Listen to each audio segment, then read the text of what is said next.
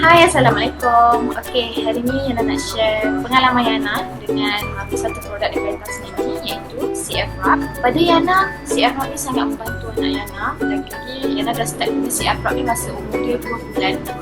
Masa tu dia ada sesama, and sebab dia kecil lagi kan, so susah nak keluarkan dia punya remote tu. Dan bila Yana start pakai CF Wrap ni, Alhamdulillah, dia punya tahap yang tersumbat tu dia keluar melalui muntah, and muntah tu blender. Jadi Yana sangat berpuas hati, and Yana rasa setiap manfaat yang ada kat dalam pam ni sangat membantu Yana dan anak Yana.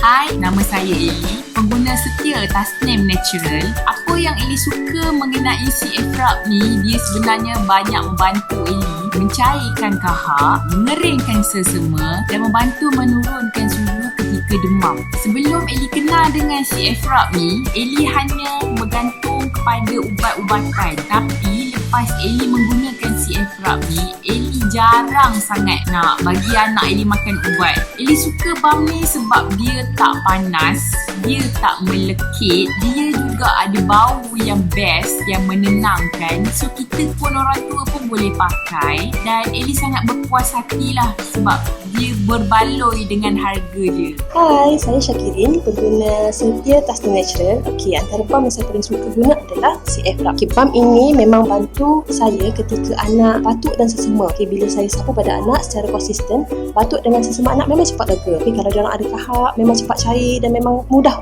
kahak itu keluar. Dalam pam ini, sebenarnya dia punya ramuan rahsia dia ada lebih daripada 5 parti tumbuh-tumbuhan, iaitu essential oil yang memang berfokuskan untuk batuk dan sesama anak.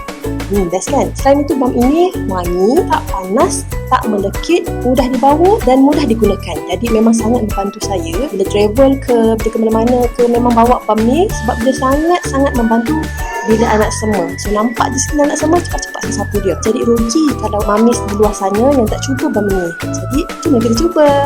Assalamualaikum, Cik B nak share lah dengan hampa semualah pasal CF Wrap pam ni. Dia memang best sangat, and sapu je dekat hidung anak dan insyaAllah telinga dia pun akan kering dan dia pun selesa nak bernafas elok. Nampak tak? Baby pun suka. Okay.